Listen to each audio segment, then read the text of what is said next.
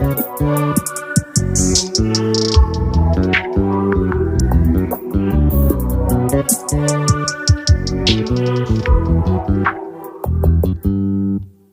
just always been a tighter rush that I've been laid back, yeah. I don't wanna skip steps, you know that. So if you're with it, then say yeah. प्रिय दर्शकों, आप देख रहे हैं उत्तर प्रदेश का सबसे भरोसेमंद news channel UP news live 24 सच का साथी, और मेरा नाम है एसएम दुबे। आज हम गोरखपुर जनपद के, जो देश का सबसे बड़ा प्रदेश है उत्तर प्रदेश, उत्तर प्रदेश के अंतर्गत गोरखपुर जनपद, जो कि मुख्यमंत्री योगी आदित्यनाथ का गृह जनपद भी माना जाता है। आज हम यहाँ गोरखपुर के तारामंडल के समीप भगत चौराहे के पास द इंडियन रेवोल्यूशनरी स्कूल पे उपलब्ध हैं, और यहाँ पे हम चर्चा करेंगे कुछ मेधावी छात्र छात्राओं के बारे में, जो अभी सीबीएसई का जो एग्जाम हुआ है फर्स्ट सेमेस्टर का, उसमें टॉप किए हैं। इसी के साथ साथ मैं स्कूल, जो ये इंडियन रेवोल्यूशनरी स्कूल है, इसके अगर गतिविधियों, इसके शिक्षा पठन पाठन की चर्चा करें तो ये गोरखपुर में महज 7-8 वर्षों से शुरुआत करने के बाद आज गोरखपुर में अपनी एक अलग छाप बना के रखा है, आज अपनी एक अलग पहचान बना के रखा है, अपने शिक्षा के माध्यम से, अपने गतिविधियों के माध्यम से, अपने एक्टिविटीज के माध्यम से, तथा यहाँ पे जो भी छात्र छात्राएं पठन पाठन करते हैं उनके साथ साथ पर्सनालिटी डेवलपमेंट की चीजें, स्पोर्ट्स की चीजें, सिंगिंग की चीजें, डांसिंग की चीजें, इन सारी गतिविधियों को बताया जाता है, सिखाया जाता है। ऐसी स्थिति में यहाँ पे जो भी छात्र छात्राएं पढ़ते हैं या जो भी गार्जियंस, जो भी पेरेंट्स जुड़े हुए हैं, वो यहाँ के माहौल की सराहना करते हैं। यहाँ पे पढ़ने वाले बच्चे निश्चित तौर पे मेधावी छात्र होते हैं और निरंतर आगे बढ़ते हैं। इसी क्रम में आज हम कुछ छात्रों से, कुछ छात्राओं से बात करेंगे जो फर्स्ट सेमेस्टर के एग्जाम, यानी 10th क्लास सीबीएसई पैटर्न से फर्स्ट सेमेस्टर के एग्जाम को जिन बच्चों ने टॉप किया है, जिन छात्र छात्राओं ने टॉप किया है। इसी क्रम में एक छात्रा है आंचल गुप्ता, जो सीबीएसई पैटर्न 10th क्लास में फर्स्ट सेमेस्टर के एग्जाम में मैथ्स और साइंस में 100% मार्क्स अचीव की है। हमारे साथ बातचीत करने के लिए खुद आंचल गुप्ता है। प्रशासन के द्वारा, इनके टीचर्स के द्वारा किस तरीके से इनको गाइड किया गया कि इतना बेहतर परफॉर्मेंस आया है? आंचल बेटा बताओ। सर, पहली बात तो मेरा साइंस और मैथ्स में जो 40 आया है, लोग ऐसा मानते हैं 11th में जो आप सब्जेक्ट लें, अगर मैं बायो लूंगी तो बोलते तुम्हारा मैथ्स कमजोर है। तो मैंने 40 दोनों सब्जेक्ट में लाके पहले इस थिंकिंग को बीट करके आगे निकला है कि जरूरी नहीं होता जब आप 11th में सब्जेक्ट लें, अगर आप मैथ्स लेते हैं तो आपका साइंस कमजोर है, ऐसा कोई लॉजिक नहीं होता है। तो मैंने 40 लाके इस थिंकिंग को पहले बीट किया है। सर, एक और मानते हैं कि बच्चे अच्छा स्कोर तभी करते जब उनके पास बहुत ज्यादा रिसोर्स हैं, बुक्स हैं। सर, हमारा स्कूल उन सभी बच्चों को सपोर्ट करता है, अगर उनके पास बुक्स नहीं भी हैं फिर भी वो हर एक चीज अवेलेबल करवाता है। तो मेरे पास बस एनसीईआरटीज ही हैं सारे सब्जेक्ट्स की। तो मुझे कभी ऐसा लगता था कि अलग से कोई क्वेश्चन प्रैक्टिस करे, तो बस मुझे एक कांटेक्ट करना होता था अपने टीचर से, तो उनसे डीपीपी, पीवाईक्यूज, हर एक चीज हमारा स्कूल टीचर्स प्रोवाइड करते हैं। तो जरूरी नहीं, ऐसा बोलते हैं कि आप साइड बुक्स भी लगाओ, लेकिन सर मेरे ख्याल से अगर आप केवल एनसीईआरटीज पे फोकस करते हैं काफी अच्छे से, तो आप 40 आउट ऑफ 40 फोड़ सकते हैं। बेटा, ये जो तुम्हारा परफॉर्मेंस है, निश्चित तौर पे मैं सराहना करता हूँ। जो गार्जियंस हैं, ये गोरखपुर हमारे चैनल के माध्यम से जितने लोग हमारे न्यूज चैनल को देख रहे हैं, उनको तुम क्या संदेश देना चाहोगी इस विद्यालय के बारे में, यहाँ के डिसिप्लिन के बारे में, यहाँ की व्यवस्थाओं के बारे में, यहाँ के टीचर के बारे में, या पूरे मैनेजमेंट के बारे में? बेटा, हमारे दर्शकों को तुम क्या फीडबैक देना चाहोगी? सर, जब भी बात की जाती है किसी भी स्कूल की, तो हम उससे बस क्या लिंक कर पाते हैं? पढ़ाई। जो 9 बजे से 1 बजे तक, 2 बजे तक पढ़ाई होगी, तो हमारा स्कूल इस मेंटेलिटी को नहीं रखता है। हमारा स्कूल 3 पिलर्स पे खड़ा होता है: एजुकेशन, डिसिप्लिन और स्पोर्ट्स।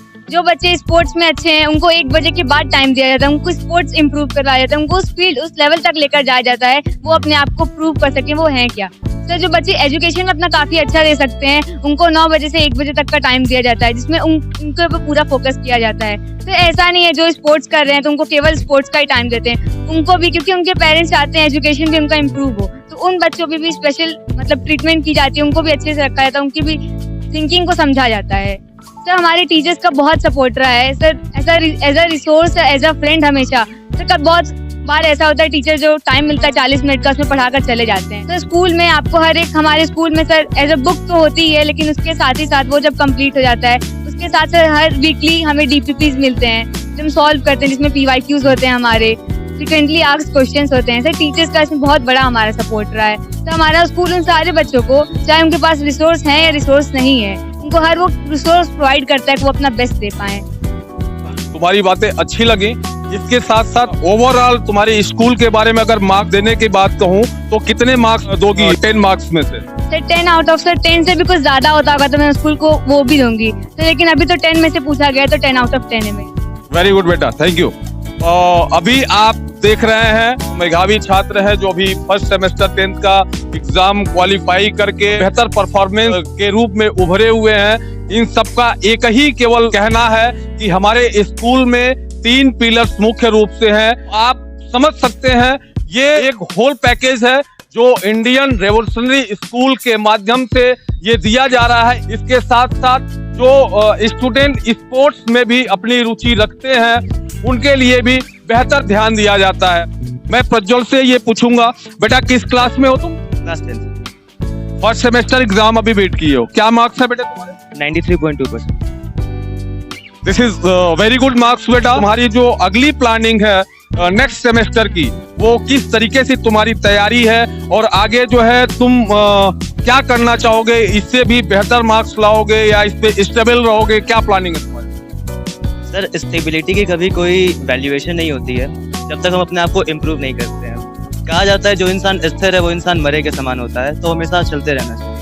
मेरा हमेशा से अपने आप को इम्प्रूव करने का प्लान रहा है और मैं अपने इस मार्क्स को इम्प्रूव करूंगा। अभी अगर मैं चाहूँ आने वाले टर्म सेकंड एग्जाम में 96% तक अचीव कर सकता हूँ, ये मेरे पास अभी पॉसिबिलिटी है। सर जैसा कि term second exam theory based होने वाला है, तो इस हिसाब से हम सब्जेक्टिव क्वेश्चंस की, सब्जेक्टिव चीज़ों की ज़्यादा प्रैक्टिस करेंगे और सब्जेक्टिव के साथ साथ अगर सब्जेक्टिव बेस्ड एग्जाम है तो हमें चीज़ों के प्रति क्लैरिटी होनी चाहिए और हमें साथ ही किस तरीके से आंसर लिखना है, किस तरीके से चीज़ों को प्रेजेंट करना है, वो हमें पता होना चाहिए। बेटा इसके लिए जो तुम बता रहे हो कि मैं 96 या 97 तो इतने मार्क्स मैं ला सकता हूँ, तो इसके लिए तुम्हारी प्रिपेयरिंग क्या है? किस लेवल की तैयारी है और किस उम्मीद के साथ ये कह रहे हो कि मैं और भी अच्छा करूंगा? इसके पीछे तुम्हारा गोल क्या है? सर प्रिपरेशन मेरी क्या है ये प्रेजेंट निर्धारित करता है। सर आज की अगर मैं बात करूं तो मेरी प्रिपरेशन बहुत अच्छी चल रही है। हमारे टीचर्स, हमारे मेंटर्स और हमारे जितने भी स्कूल मेट्स, क्लासमेट्स हैं, सब एक दूसरे की हेल्प करके साथ में पढ़ाई करते हैं और सब एक दूसरे का सपोर्ट करते हैं। जहाँ भी किसी को क्वेश्चन बैंक की जरूरत होती है और किसी दूसरे स्टूडेंट के पास होता है तो सब शेयरिंग करके क्वेश्चन सॉल्व करते हैं, क्वेश्चन प्रैक्टिस करते हैं, आपस में क्विजेस करते हैं और इस तरीके से हम बहुत बेहतर परफॉर्म करते जा रहे हैं। सब्जेक्ट बाई सब्जेक्ट हमें टास्क दिया जाता है कि किस तरीके से हमें पढ़ना है, हमें बताया जाता है, हमें गाइड किया जाता है। बेटा व्यक्तिगत तुम्हारी राय क्या है यहाँ के शिक्षा को लेकर के, यहाँ के डिसिप्लिन को लेकर के, यहाँ के टीचर्स के मैनर एंड बिहेवियर्स को लेकर के, यहाँ के मैनेजमेंट को लेकर के एंड ओवरऑल इंफ्रास्ट्रक्चर जो भी यहाँ सुविधाएं व्यवस्थाएं तुम्हें प्रदान की गई है विद्यालय के द्वारा, उस पर तुम क्या कहना चाहोगे? तुम्हारी क्या राय है बेटा? सर IRS का जो टीम है, IRS की जो फैकल्टीज हैं, वो हमारे साथ एकदम फ्रेंडली। हम किसी भी तरह का डाउट, एक छोटे से छोटा डाउट भी अगर मन में छोटा से छोटा क्वेश्चन भी उठता है किसी टॉपिक से रिलेटेड, किसी सब्जेक्ट से रिलेटेड, तो अपने टीचर से बेझिझक पूछ सकते हैं और वो कभी ऐसा नहीं करते कि कितनी छोटी सी चीज तुम्हें नहीं आ रही है। इवन वो बताते हैं, गाइड करते हैं। अगर आप घर पे हैं 12 बजे अगर आपको जरूरत है किसी टीचर की, आप उन्हें मैसेज कर दीजिए, वो आपको रिप्लाई देंगे, आपको आपकी क्वेरी को सॉल्व करेंगे। ठीक है बेटा, धन्यवाद। सर मेरा नाम सत्तर सिंह है। अभी 10th क्लास का एग्जाम फर्स्ट सेमेस्टर का तुम दिए हो, क्या तुम्हारा मार्क्स रहा बेटा? सर 87%। बेटा तुम्हारी कैरियर प्लानिंग क्या है अगली? सर मेरी कैरियर प्लानिंग मैकेनिकल इंजीनियरिंग है। मैं क्लास 11 से मैथ्स स्ट्रीम चूज करना चाहता हूँ, तो सब मुझे मशीनों से लगाव जाते हैं। वेरी गुड बेटा, मशीनों से लगाव होना चाहिए। कब से तुम यहाँ पे एडमिशन करवाए और कब से शिक्षा दीक्षा ले रहे हो यहाँ पे? सर मैं क्लास 9 से यहाँ पे एडमिशन करवाया हूँ। पहले कहाँ पे पढ़ते थे? इसके पहले सर मैं आजमगढ़ का रहने वाला हूँ। वहीं जो तुम्हारा एक्स स्कूल है, पूर्व विद्यालय है, वहां से और यहाँ में क्या तुम तुलनात्मक अध्ययन किए हो? क्या कंपैरिजन है? और यहाँ के स्टाफ जो भी तुम्हारे टीचर्स हैं या जो मैनेजमेंट है, यहाँ पे जो इंफ्रास्ट्रक्चर है, जो जो यहाँ की गतिविधियां हैं, तो पूर्व में जो विद्यालय था और यहाँ में तुम्हारा क्या अध्ययन है, तुलनात्मक अध्ययन, क्या तुम कहना चाहोगे यहाँ के बारे में? सर, पूर्व विद्यालय और यहाँ के बीच में यही अंतर है कि यहाँ पे स्पोर्ट्स भी कराए जाते हैं, डिसिप्लिन भी यहाँ का बहुत अच्छा है और एजुकेशन तो सही है। ठीक है बेटा सत्यम, बहुत बहुत धन्यवाद। क्या नाम है आपका? नवीन नायक। बेटा कितने मार्क है तुम्हारे? 78%। इसका श्रेय बेटा किसे देना चाहो? सर, ये श्रेय मैं स्कूल को भी दूंगा और सर को ही दूंगा, क्योंकि ये जैसे जाने के हमारा बोर्ड करीब आ रहा है, तो ये हॉस्टल खोले और एक्स्ट्रा क्लासेस की क्लास में, जिससे हमारा परसेंटेज बढ़े या फिर हम और नॉलेज लें और रिवाइज करें। जितना रिवाइज करेंगे प्रैक्टिस मैन को परफेक्ट बनाता है। इसलिए सर हम लोग के लिए ऑनलाइन क्लास भी किए थे, इतना फिर प्रैक्टिस क्लास भी करते थे सर। जो कोरोना काल बीते साल, पिछले 2 सालों से कोरोना काल से सभी लोग परेशान हैं, उस कोरोना काल में तुम्हारे विद्यालय के द्वारा तुम्हारे प्रति किस तरीके का योगदान रहा तुम्हारे पठन पाठन के लिए? जब कोरोना का समय आया तो उसके पहले छुट्टी थी स्कूल की, तो हम गांव गए थे। फिर कोरोना के बाद हम गांव फंसे, तो स्कूल के सर लोग थे, हमारी पढ़ाई छूटने की वजह से हमारे बुक्स हमारे गांव तक पहुंचाने का इतना कष्ट किया कि बच्चे हमारे पढ़े। ऐसा करें कि हमारे बच्चे ना पढ़े या कुछ ना, ऑनलाइन क्लास भी किए और बुक्स भी हमारे पास भेजा कि कोई दिक्कत ना हो पढ़ने में। विद्यालय में पढ़ाई के साथ साथ और किस गतिविधि पे तुम्हें ध्यान दिया जाता है, किस टॉपिक पे फोकस करवाया जाता है और किसके बारे में बताया जाता है, ये जरा बताओ। इस स्कूल में एजुकेशन ही नहीं, सब चीज मायने रखता है। यहाँ पे अगर बच्चा स्पोर्ट्स भी है और डिसिप्लिन, ये 3 चीज हमारे स्कूल का फेमस है। जहाँ भी आप यहाँ भगत चौराहा में पूछेंगे IRS का 3 चीज, सब बोलेंगे डिसिप्लिन, स्पोर्ट्स और एजुकेशन। वेरी गुड बेटा।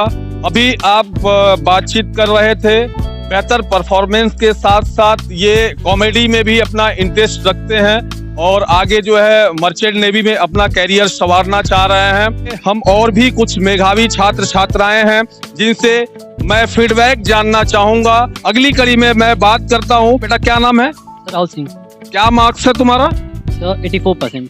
ये 84% जो तुम्हारा मार्क है, निश्चित तौर पे तुम यहाँ के मेधावी छात्रों में तुम्हारी गिनती हो रही है। सबसे पहले बेटा तुम ये बताओ, यहाँ के पढ़ाई को लेकर के तुम अपना क्या फीडबैक देना चाहोगे?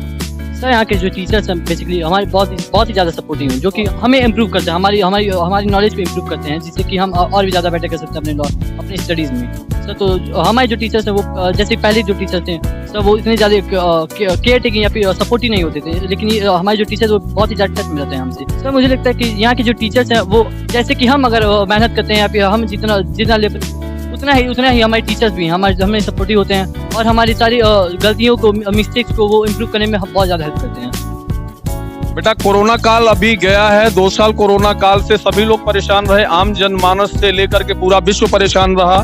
तो कोरोना काल में तुम्हारे विद्यालय के द्वारा किस तरीके का सपोर्ट रहा तुम्हारे एजुकेशन को लेकर के? सर हमारे स्कूल कोरोना आया या ना आए उससे कोई फर्क नहीं पड़ा। वो जैसे थे वैसे उन्होंने हमारी स्टडीज पे ध्यान दिया हुआ है और वो उनके लिए कोई बैरियर नहीं, कोरोना कुछ उनके लिए बैरियर नहीं था कभी भी। ऑनलाइन क्लासेस थी तो ऑनलाइन क्लासेस भी उन्होंने उसी तरीके से रन करा है जिस तरह की ऑफलाइन क्लासेस होती थी, तो हमारी स्टडी भी कोई फर्क नहीं पड़ा उससे। ठीक है बेटा, थैंक यू। अगली कड़ी में मैं बात करूंगा। बेटा क्या नाम है तुम्हारा? शर्मा। स्वेच्छा, मैं तुमसे बात करूं, कितने % मार्क्स है? 80%। 80% मार्क्स है। नेक्स्ट सेमेस्टर जो आने वाला है उसकी प्रिपरेशन तुम्हारी क्या है, तैयारी? सर उसके लिए भी अभी मैं अपने जो भी परसेंट मेरे आए हैं उससे मैं सेटिस्फाइड नहीं हूँ, लेकिन इसलिए अभी मुझे जो भी सेमेस्टर 2 अभी आने वाला है उसके लिए अभी मुझे पूरी तरीके से प्रिपेयर करना है, क्योंकि मुझे ऐसा लग रहा है कहीं ना कहीं मुझे सेमेस्टर 1 में कहीं ना कहीं मैं लैग कर गई हूँ, जिसकी वजह से मेरा परसेंट अभी भी कम है। यहाँ का जो तुम्हारे विद्यालय का इंडियन रेवोल्यूशनरी स्कूल का जो पूरा स्टाफ है, जो तुम्हें टीचर्स तुम्हारे हैं, मेंटर तुम्हारे हैं, उनके लिए तुम क्या कहना चाहोगी? देखा जाए सर तो हमारे स्कूल में जो भी टीचर्स या फिर मेंटर्स है वो सारे हमारे बहुत सारे वो सारी टीचर्स जो है वो हमारे तरफ बहुत सारे फ्रैंक है। किसी चीज़ का नॉलेज अगर हमें देना रहता है तो बहुत अच्छी तरीके से वो देते हैं और ऐसा बिल्कुल भी नहीं है कि हमें डांट करके या फिर किसी तरीके से, बहुत आराम से प्यार से हमें समझाते हैं। बेटा कैरियर प्लानिंग तुम्हारी क्या है? Sir I have to crack NEET and in future I have to become doctor. Okay, very good बेटा। अगली कड़ी में मैं बात करना चाहूंगा। बेटा तुम्हारा क्या नाम है? श्रेया यादव। कितने मार्क्स आए हैं तुम्हारे? 79%। चलो बेटा कोई बात नहीं, अगली कड़ी में हम बातचीत करते हैं। क्या नाम है आपका? शाश्वत पांडे। शाश्वत, शाश्वत 10th क्लास के तुम भी छात्र हो, फर्स्ट सेमेस्टर बीट कर चुके हो, क्या मार्क्स है बेटा तुम्हारे? 91%। This is great mark. बेटा मैं तुमसे ये जानना चाहूंगा, तुम्हारा फर्स्ट सेमेस्टर चूंकि बीत चुका, नेक्स्ट सेमेस्टर जो तुम्हारा आने वाली किस तरह के या किस लेवल की तैयारी? सर एक्चुअली अगर देखा जाए तो मेरा मार्क्स 91% आया है, लेकिन मैं चाहता हूं कि मैं इसमें और इम्प्रोवाइजेशन करूं, और मैं मैक्सिमम 95% से अभी अगर देखा जाए सेमेस्टर 1 सेमेस्टर 2 मिला के, तो मैं 95% से अब ला सकता हूँ। मैं यही कोशिश करूंगा कि मेरा 95% से अब मार्क्स आ जाए। ओके, तुम्हारी कैरियर प्लानिंग क्या है बेटा? फ्यूचर में तुम क्या बनना चाहते हो, क्या करना चाहते हो, और किस माध्यम से स्कूल का नाम रोशन करना चाहते हो? जो तुम्हारे क्लास टीचर हैं, जो तुम्हारे मेंटर्स है, या द इंडियन रेवोल्यूशनरी जो मैनेजमेंट है, उसके नाम को आगे बढ़ाने के लिए, उसकी छवि को समाज में अच्छा प्रदर्शित करने के लिए तुम्हारे आगे की तैयारी क्या है बेटा? Sir I have to do IIT from computer science. मुझे IIT केवल इसलिए नहीं करनी है कि IIT के बजाय और कोई कोर्स नहीं है। मुझे IIT इसलिए करना है क्योंकि IIT टफ है, और टफ चीजें करना किसको अच्छा नहीं लगता। अच्छी बात है, वेरी गुड बेटा। बेटा तो अगली कड़ी में मैं तुमसे ये पूछना चाहूंगा, जो तुम्हारे विद्यालय का इंफ्रास्ट्रक्चर है, या जिस तरीके की तुम्हारे पठन पाठन के लिए जो व्यवस्थाएं स्कूल मैनेजमेंट के द्वारा दी गई हैं, उसके बारे में तुम क्या कहना चाहोगे? उसे सेटिस्फाइड हो या क्या है, या कुछ इम्प्रूवमेंट की जरूरत है, क्या कहना चाहोगे? नहीं, देखा जाए तो स्कूल जो इंडियन यूनिवर्सिटी है वो परफेक्ट स्कूल है। यहाँ पे स्कूल के 3 पिलर्स हैं, डिसिप्लिन, एजुकेशन और स्पोर्ट्स। हर एक बच्चे पे इन तीनों स्तंभों पे ध्यान दिया जाता है, हर एक बच्चे के ऊपर। कोई बच्चा अगर स्पोर्ट्स में अच्छा है तो ऐसा नहीं है कि उसके ऊपर स्पोर्ट्स पे ध्यान दिया जाता है, उसके ऊपर डिसिप्लिन, एजुकेशन और स्पोर्ट्स तीनों पे ध्यान दिया जाता है, लेकिन स्पोर्ट्स पे अगर वो अच्छा है तो स्पोर्ट्स पे थोड़ा ज्यादा ध्यान दिया जाता है। ठीक है, बहुत बहुत धन्यवाद। ये विद्यालय प्रशासन द इंडियन रिवोल्यूशनरी स्कूल के माध्यम से जो शिक्षा की एक अनोखी अलख जगाने का काम किया जा रहा है दर्शकों। और ये 10th क्लास में IRS के जो टॉप छात्र छात्राएं थे, जो विद्यालय को टॉप किए हैं और बेहतर परफॉर्मेंस है इनका, मैं उनसे अभी बातचीत किया। उसी क्रम में मैं इनके क्लासरूम में जायजा लेने आया हूँ, किस तरीके की पढ़ाई होती है यहाँ पे, यहाँ के शिक्षक जो हैं, शिक्षक शिक्षिकाएं जो हैं, किस तरीके का माहौल इनको दिया जाता है, और क्या कारण है जो अपना परफॉर्मेंस उभारने में ये सफल हो रहे हैं, किस तरीके से जो है ये अपने शिक्षा को बेहतर परफॉर्म कर रहे हैं। मैं बातचीत करूंगा। बेटा क्या नाम है तुम्हारा? रिया सिंह राज। तुम्हारा मार्क्स क्या रहा है? 70%। 70% is not better I think. आगे की जो तुम्हारी प्लानिंग है, किस तरीके की प्लानिंग है, कैसे तुम इस मार्क्स को अचीव करोगी, इसके लिए तुम्हारे स्कूल के माध्यम से कोई और एक्स्ट्रा सपोर्ट की जरूरत है, तुम्हारे टीचर्स के किसी एक्स्ट्रा सपोर्ट की जरूरत है, या फिर तुम्हारी अपनी खुद की तैयारी क्या है जिससे इस मार्क को तुम इम्प्रूव कर पाओ? सर सेमेस्टर 1 में हमारे मतलब स्कूल के जो टीचर्स थे उनका सपोर्ट बहुत ही अच्छा था। सर मार्क्स कम आने का रीज़न ये था कि क्योंकि जब हमारा फर्स्ट सेमेस्टर स्टार्ट होने वाला था सर, उसके 1 हफ्ते पहले I met with an accident, तो सर उसकी वजह से हमारे मार्क्स पे काफ़ी इफेक्ट पड़ा है। और सर सेकेंड टर्म की तैयारी तो बहुत अच्छी चल रही है सर। हमें NCERT एकदम थ्योरली रीड करनी चाहिए, और सर PYQs वगैरह और भी जो मॉक टेस्ट होते हैं सर, उस पर अगर ध्यान देंगे तो मार्क्स इंक्रीज होते हैं। बेटा तुम्हारी कैरियर प्लानिंग क्या है? आगे चल के तुम अपने कैरियर को किस रूप में संवारना चाहोगी, या तुम्हारा इंटरेस्ट लेवल जो है किस लिए, कहाँ पे ज्यादा इंटरेस्ट है तुम्हारा, इसके बारे में जरा बताओ बेटा।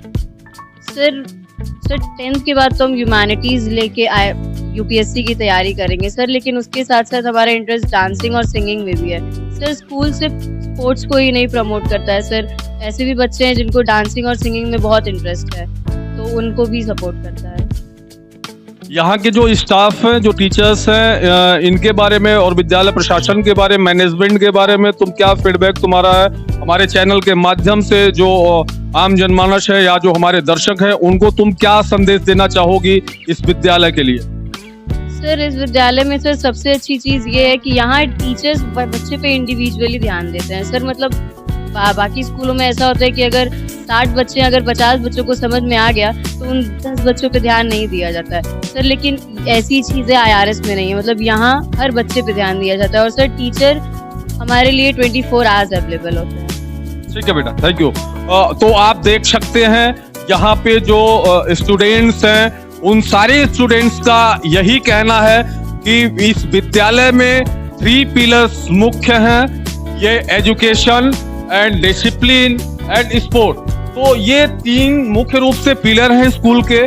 और अभी एक छात्रा का ये भी कहना है यहाँ के टीचर्स जो प्रत्येक स्टूडेंट को इंडिविजुअली ध्यान देते हैं। आज यही वो कारण है कि यहाँ के स्टूडेंट टॉप किए हैं। करीब 15-20 की संख्या में यहाँ 10th क्लास फर्स्ट सेमेस्टर के एग्जाम बीट किए हैं और जिसमें 15 से 20 स्टूडेंट टॉप किए हैं। बेटा क्या नाम है तुम्हारा? श्रुति शर्मा। सर क्लास 10th में मैंने अभी टर्म 1 का एग्जाम जो है वो बीट किया है, जिसमें मेरे 88% आए हुए हैं, 220 मार्क्स आउट ऑफ 250। बेटा 88% को और इम्प्रूव करना चाहोगे? बिल्कुल सर। क्योंकि क्या प्लानिंग है इसके लिए?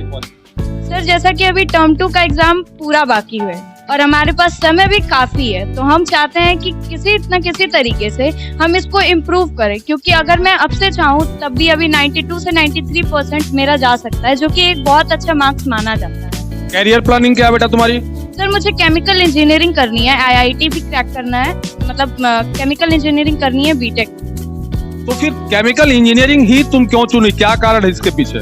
सर पहला तो ये कारण है कि जो केमिकल इंजीनियरिंग है वो केवल इंडिया में गवर्नमेंट कॉलेजेस में ही अवेलेबल है, कहीं भी प्राइवेट कॉलेज में आपको ये कोर्स मिलेगा ही नहीं। तो और गवर्नमेंट कॉलेज पाना ही अपने आप में एक बहुत बड़ी उपलब्धि है, जो कि अगर कोई बच्चा गवर्नमेंट कॉलेज में एडमिशन ले लेता है तो उसको बहुत ही एक अच्छा सा लेवल मिल जाता है कि हाँ ये बच्चा गवर्नमेंट कॉलेज से पढ़ा हुआ है। बेटा हमारे news channel UP news live 24 के माध्यम से दर्शकों को हमारे तुम इस विद्यालय को लेकर के क्या फीडबैक देना चाहोगी या क्या कहना चाहोगी, जिससे अन्य भी छात्र छात्राएं, अन्य भी गार्जियन जो है यहाँ पे आए, अपने बच्चों का कैरियर संवारे? सर अगर आपने बहुत बार सुना होगा कि बहुत सारे पेरेंट्स ऐसे होते हैं जो अपने गांव से बच्चों को बाहर शहर में लेके आते हैं बस इसलिए कि पढ़ाया जाए, और गोरखपुर हमारे उत्तर प्रदेश का जनपद है, इसलिए बहुत से लोग अपने गांव से गोरखपुर में आते हैं।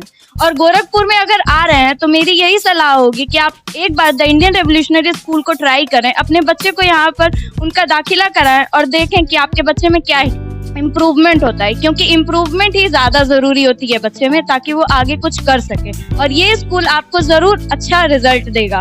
बेटा तुम्हारे माध्यम से एक चीज अभी अभी हमारे माइंड में क्लिक की है, जैसे यहाँ पे लोगों की जो थिंकिंग है, जो सोच है, गांव देहात से लोग हैं और लोगों की ये सोच है कि मैं शहर में जाऊं और हमारे बच्चे जो है शहर में पढ़ें, जबकि गांव देहात में भी विद्यालय हैं। लोगों की ये इच्छा होती है कि बच्चों को उज्जवल भविष्य के लिए, उनके विकास के लिए, उनके माइंड ग्रोथ के लिए, तो इस पे बेटा क्या तुम राय देना चाहोगे? सर हमारा जो सरकार है वो कहीं ना कहीं हमारी इस एजुकेशन फील्ड में बहुत अच्छा नहीं कर पा रहा है। हमारा जो गोरखपुर है इसमें भी बहुत सारे ऐसे स्कूल हैं, बहुत सारे ऐसे भी प्राइवेट स्कूल हैं जहाँ पे बहुत अच्छी पढ़ाई नहीं होती है, बहुत ज्यादा फीस ली जाती है, फिर भी उन्हें बहुत अच्छी शिक्षा नहीं दी जाती है। और ये मेंटालिटी कि बच्चों को शहर में लाकर ही पढ़ाया जा सकता है, ये भी बहुत हद तक गलत है, क्योंकि गांव में भी ऐसे बहुत स्कूल हैं जहाँ पढ़ाया जा सकता है। बस इसलिए लोग अपने गांव से शहर आ रहे हैं क्योंकि स्कूल्स में फैसिलिटीज हैं, प्राइवेट स्कूल में ज्यादा फैसिलिटीज हैं, और ज्यादातर जो गवर्नमेंट स्कूल के टीचर्स होते हैं वो बच्चों पर उतना अच्छे से ध्यान नहीं देते, और प्राइवेट स्कूल्स में मोस्टली जो टीचर्स होते हैं वो इंडिविजुअली बच्चों पर ध्यान देते हैं, जैसे कि हमारे स्कूल में किया जाता है। मैं रैंडमली ऐसे ही कुछ अन्य स्टूडेंट से बात करता हूँ। बेटा क्या नाम है तुम्हारा?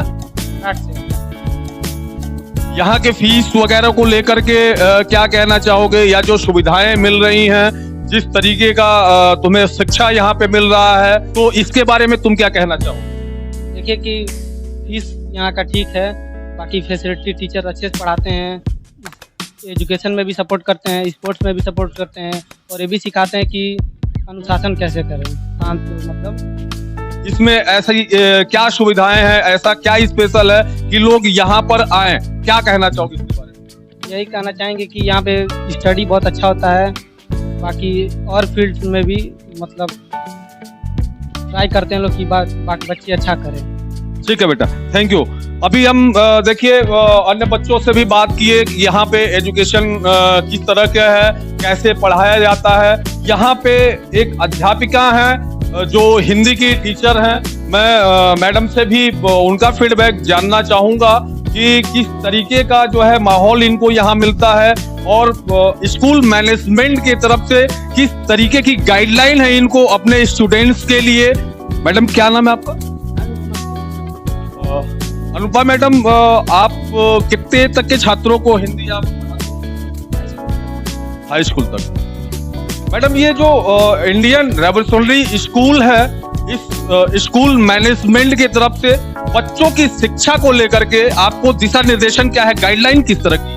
गाइडलाइन यहाँ पे सर का पूरा सहयोग रहता है हम लोग के साथ, और हम लोग एक शिक्षक के हैसियत से जो भी मतलब हम लोग कुछ जो भी ज़रूरत होती है, जो भी हम लोग रिकमेंड करते हैं कि शिक्षा व्यवस्था में ये सुधार होना चाहिए, हमारे बच्चों के विकास के लिए ये आवश्यक है, तो पूरा सपोर्ट मिलता है मैनेजमेंट की तरफ से हम लोग को। और सभी शिक्षक हम बच्चों से को इतना ध्यान देते हैं कि हमारे बच्चे का क्या करियर होना चाहिए, और हम करियर को लेके ही इनको आगे पढ़ाते हैं। जैसे मैं हिंदी पढ़ाती हूँ, तो मैं जो भी मेरा कोर्स है, सीबीएसई ने जो कोर्स निर्धारित किया है, उसके अलावा भी मैं बच्चों को हिंदी में आगे अगर उनका जो भी करियर है, जिसके हिसाब से वो आगे बढ़ना चाहते हैं, जैसे सिविल सेवा है कुछ बच्चों का करियर, तो उसके अकॉर्डिंग ही मैं उनको एजुकेशन देती हूँ कि ये चीज़ें आपको बेसिक चीज़ें जो आपको आगे काम आएंगी। आगे आपको ऐसा न लगे आगे जाने पर कि अरे ये चीज़ें तो हमने पढ़ी नहीं, हम तो हमारे कोर्स में तो ये था नहीं, तो उसके अकॉर्डिंग ही सारे टीचर्स इसी तरह से शिक्षा देते हैं। जैसा कि आज का माहौल बन गया है, जो बड़े बड़े स्कूल हैं, बड़ी बड़ी फीसें लेते हैं, तो उनको